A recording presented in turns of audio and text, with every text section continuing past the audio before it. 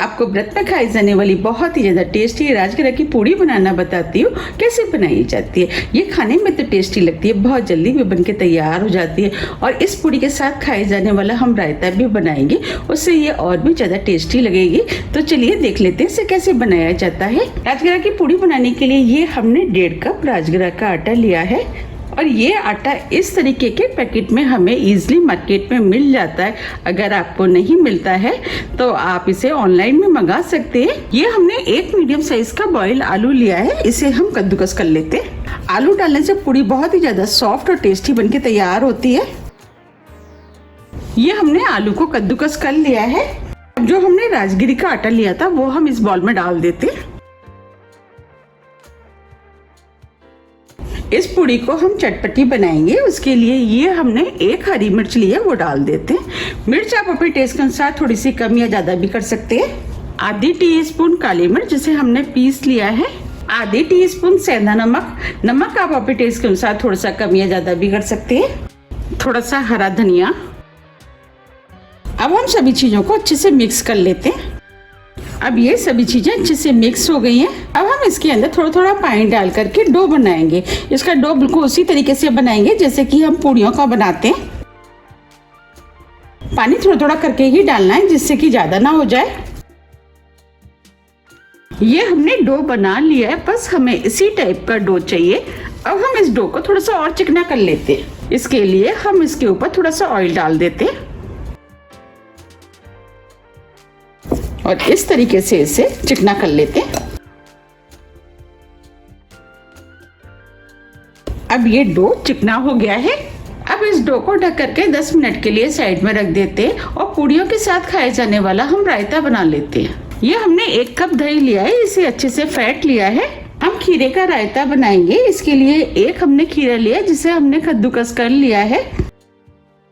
अब इस खीरे को हम दही में डाल देते हैं। ये आधी हरी मिर्च ली है, वो डाल देते हैं। मिर्च आप अपने टेस्ट के अनुसार थोड़ी सी कम या ज्यादा कर सकते हैं। 1/4 टीस्पून काली मिर्च जिसे हमने पीस लिया है। 1/4 टीस्पून भुना वाला जीरा।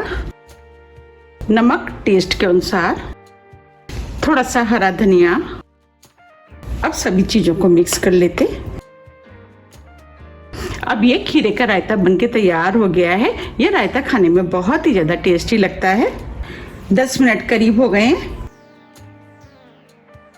अब ये आटा भी सेट हो गया है। अब इस आटे को हम थोड़ा सा और चिकना कर लेते हैं। अब ये चिकना हो गया है। अब हम इसकी लोइयां तोड़ लेते हैं। लोइयां आप अपने हिसाब से तोड़ लें कि आपको पूड़ी का साइज क्या रखना है, उस हिसाब से आप लोइयों को तोड़ लें। हम एक छोटे नींबू के बराबर की लोइयां तोड़ेंगे क्योंकि हम छोटी छोटी पूड़ियां बनाएंगे। इस तरीके से हम सभी लोइयों को तोड़कर तैयार कर लेते हैं। ये हमने सभी लोइयों को तोड़ लिया है। अब हम इसमें से एक लोई ले लेते हैं और इस लोई को इस तरीके से हम चिकना कर लेते हैं। देखिए ये लोई चिकनी हो गई है। अब हम पूड़ी बेल लेते हैं। पूड़ी बेलने के लिए ये हमने चकला लिया है। हमने जो लोई बनाई थी उसे हम इस तरीके से सूखे आटे में लपेट लेते हैं। अब इसकी पूड़ी बेल लेते हैं। हमें इसकी पूड़ी थोड़ी सी मोटी ही बेलनी है क्योंकि इसकी पूड़ी थोड़ी सी मोटी ही बनाई जाती है।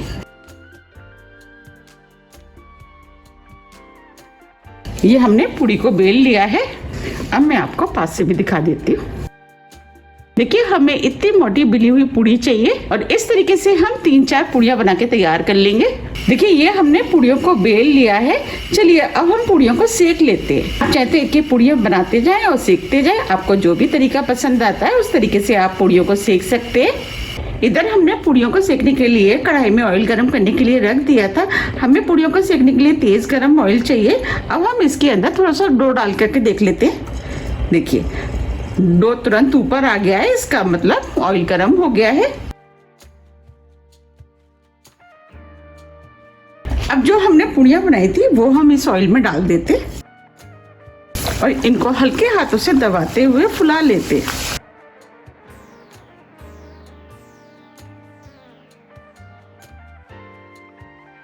देखिए पूड़ी फूल गई है, इसे पलट देते। फ्लेम को हमने मीडियम कर दिया है। हमें इन पूड़ियों को मीडियम फ्लेम पे ही सेकना है। और हम इसमें दूसरी डाल देते हैं और इसे भी हम बिल्कुल उसी तरीके से फुला लेंगे जैसे हमने पहले फुलाई थी। आप देख पा रहे हैं ये पूड़ी भी फूल गई है, इसे भी हम पलट देते हैं।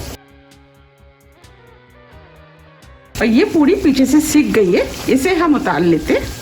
पूड़ियों को आप अपने टेस्ट के अनुसार थोड़ा सा कम या ज़्यादा भी सेक सकते हैं। आप देख पा रहे हैं कितनी बढ़िया पूड़ी फूली फूली बनके तैयार हुई है। इसे हम प्लेट में निकाल लेते हैं। इस पूड़ी को हम थोड़ा सा और सेक लेते हैं और दूसरी पूड़ी इसके अंदर डाल देते हैं। अब इसे पलट देते हैं। अब ये पूड़ी भी सिक गई है, इसे भी निकाल लेते हैं।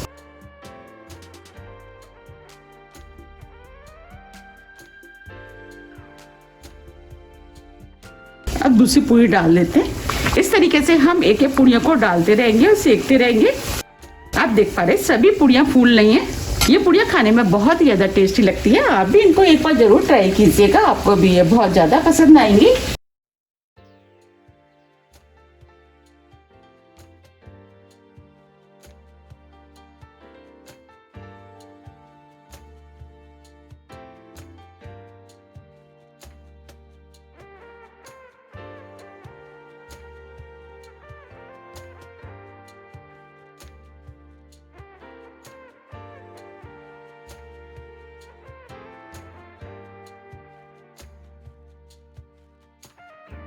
इस तरीके से हम सभी पूड़ियाँ बना के तैयार कर लेंगे।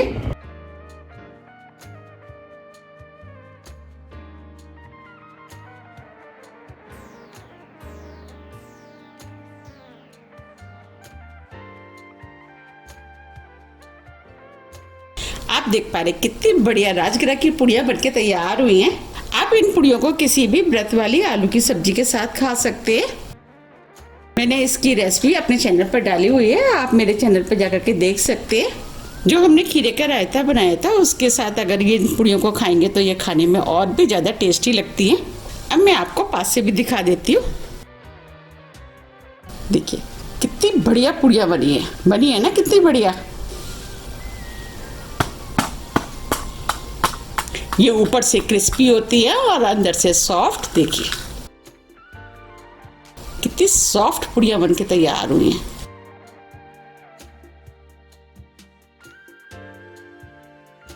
अब मैं आपको तोड़ के भी दिखा देती हूँ। आप इन पूड़ियों को बिना सब्जी और दही से भी खा सकते हैं।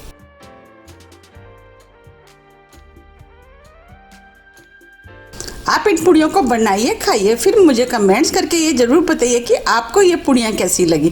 अगर आपको मेरी रेसिपी पसंद आ रही है तो आप ज़्यादा ज़्यादा फ्रेंड और फैमिली के साथ शेयर कीजिए और मुझे कमेंट्स करके ये ज़रूर बताइए कि आप इन्हें कब बना रहे हैं। आप इन्हें सिर्फ व्रत में ही नहीं, आप कभी भी बना करके खा सकते हैं क्योंकि खाने में होती इतनी टेस्टी है। अगर आपको मेरी रेसिपी थोड़ी भी पसंद आती है तो रेसिपी को लाइक कीजिए, चैनल को सब्सक्राइब कीजिए और ज़्यादा से ज़्यादा शेयर कीजिए। अब हम फिर मिलते हैं इसी तरह की टेस्टी रेसिपी के साथ। जब तक के लिए नमस्कार।